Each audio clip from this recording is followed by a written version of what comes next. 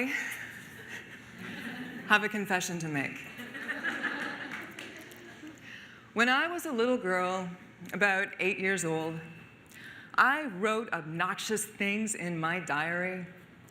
Things like, life is so exciting when you're someone like me, good at school and writing and sports. And when I grow up, I will be a world-famous novelist, and one day, I will rule the world. Actually, I never wrote down that I would rule the world, but I thought it. Because I was that kind of kid. I wanted to be great. Or a gig as a soap opera actress, but I would settle for greatness.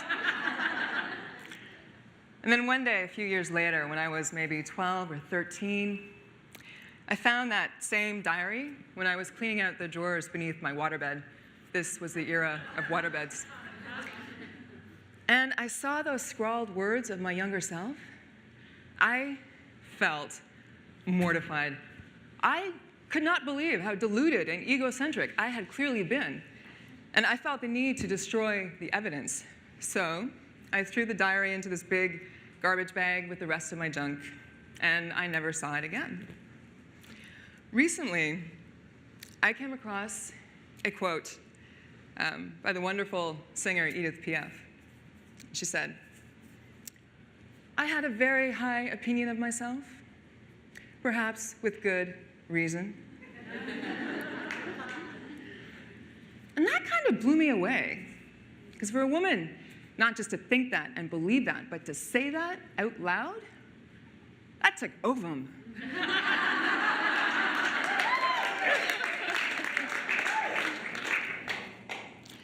Because modesty is a feminine virtue.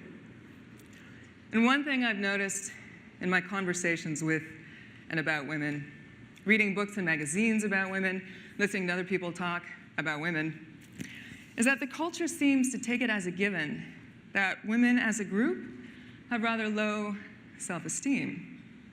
And a lot of this is attributed to the fact that, bombarded as we are by this insane beauty standard, most of us do not look like supermodels. But for the record, Edith Piaf did not consider herself beautiful either. She said, and this is another quote, "I'm ugly. I'm not Venus. I have sagging breasts, a low-slung ass, and little drooping buttocks. But I can still get men." I love this because this, to me, demonstrates the power of what I have come to think of as the deep yes.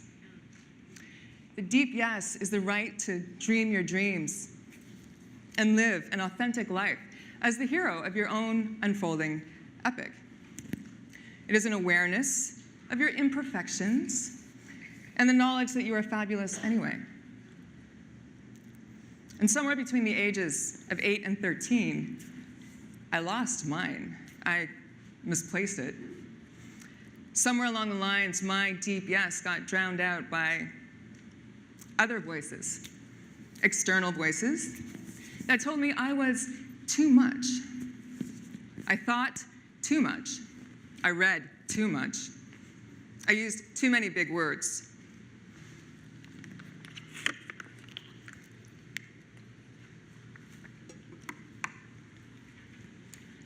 Boys in high school told me I was too competitive, when I did not even know that we were in a competition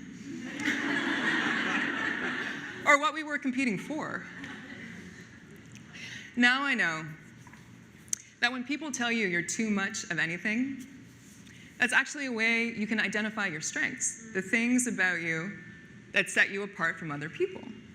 And in my case, I was a budding young writer and thinker who had an intense hunger for the world.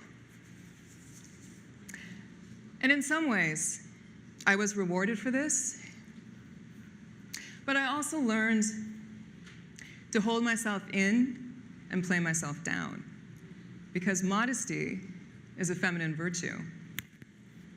And I once told my therapist, very proudly, that I had never been the type of girl who would play dumb in order to make herself more appealing. And I will never forget her response. She told me that to play yourself down, to undercut your own abilities, is a form of playing dumb. And we have a way of becoming the thing we think we're only pretending to be. We have a way of rising or sinking to the level of expectation the culture holds for us. We like to think we're not influenced by the world around us, but truth is, we are hardwired to adapt to the herd. As a girl child in a small town in the mid-1980s, I wasn't really expected to like math, so I stopped liking math. I also was not supposed to be too ambitious. I wanted to be the hero of my own unfolding epic, and even as some voices in the culture told me that I could be anything I wanted to be, I was absorbing another kind of message. Women are not the heroes of big stories, epic stories. We are, instead, the wives and girlfriends, the mistresses and mothers, the femme fatales and manic pixie dream girls in somebody else's big story. And that somebody else is usually a dude. Even the smart, feisty, bookish girl, if she's not careful, gets cast as the Hermione to someone else's Harry Potter. There's a saying, you have to see it to be it. So if you look into the culture and you do not see how you are entitled to the starring role in your own big story, you might just wake up one morning and smile and say, that's all right. You go ahead. I'll stay back here and organize the snack committee because somebody has to. But to define yourself as a supporting player, to live in someone's shadow, is a precarious position. Divorce happens. Widowhood happens. Kids grow up fast, and men have this habit of dying before we do. So the odds are good that any woman is going to spend a significant period of her life alone. But ask 20-something women about the possibility of being single at 30 or 40 or 50, chances are they will gasp in horror. But if we do not see single life as a real alternative, we remain just as controlled by marriage as any previous generation. And if you can't say no to something, you can't really say yes to it either. I was married to a man who became extremely successful. And as I watched him rise, I noticed two things. He worked very hard, much harder than your average bear. And he said no a lot. He said no to people who wanted his time and attention and energy. He said no in a way that protected his resources so that he could channel them toward his own goals. And I realized that behind every no is a deeper yes to whatever it is that you do want. No is like a bright line that, when used properly, marks off where you end and others begin. And we learn this young. I have kids, and when they want to assert their power and individuality, they say no. No. But when you lose your deep yes, you also lose your bright no. How can you say no to protect what you want if you don't even know what you want? And I started to wonder if maybe the reason I had trouble saying no to people was because I did not think that I was worth a yes to protect. And this could have cost me my life. In my 30s, I was in a car accident. I managed to total an obscenely expensive automobile going maybe 8 miles an hour. I made a right turn at the wrong time, and I got hit by a car that knocked my car into another car. The real culprit was my exhaustion. I was meeting a friend when I should not have been driving at all. I should have said no. But there's something else. After that sickening crunch of impact, after that moment when I realized that, bam, I had just been in an accident, my first thought was not, thank God I'm alive. And it wasn't, thank God nobody's hurt. It was, my husband is going to kill me because I wrecked the car. And sitting on the curb, trembling, drinking bottled water that a police officer gave me, I realized this was more than an accident. This was my wake-up call. How had I gotten to this point where I was more concerned about my husband's disapproval than the fact that I could have killed myself or somebody else? And in the days that followed, I thought back to that childhood diary, and I realized something. The moment I threw it out was the moment I made a bad decision.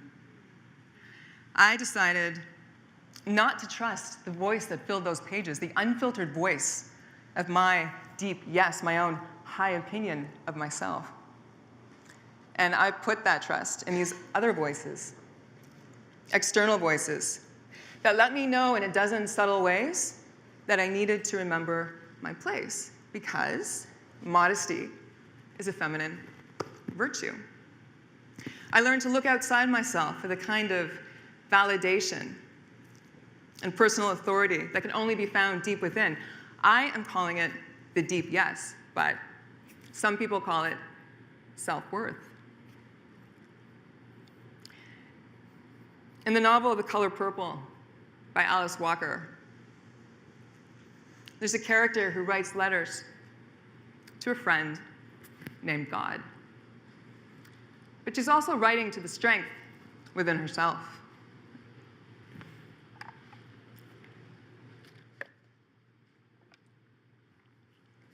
I've heard it referred to as your inner GPS. Sometimes in my blog, I call it the voice of your soul. You might think of it as your higher self. But it is a force that is constantly driving us toward wholeness. We ignore it or allow others to override it at our peril, because to deny it is to deny your nature, your true nature, to alienate yourself from the love of self that enables you to receive love from others.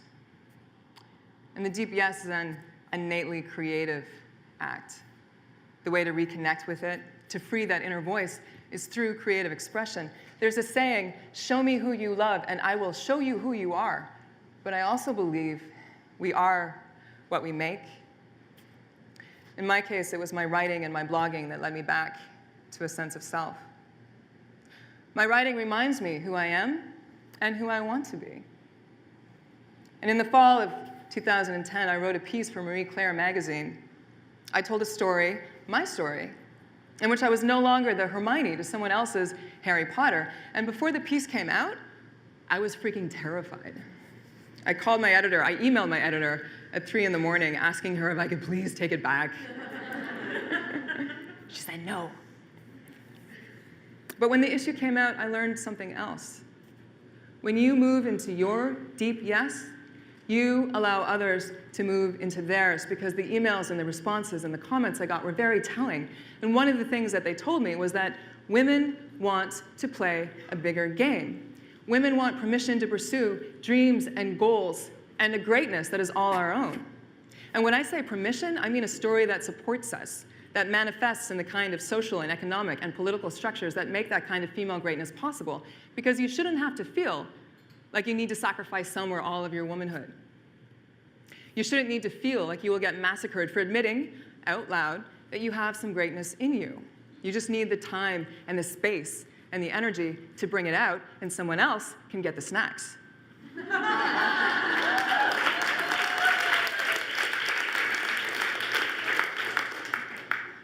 Women want a grand and inspiring call to adventure that points the way to a deeper life, even if it's still unclear in the year 2013 what that kind of badass womanly life is supposed to look like. But the call is there. It's waiting.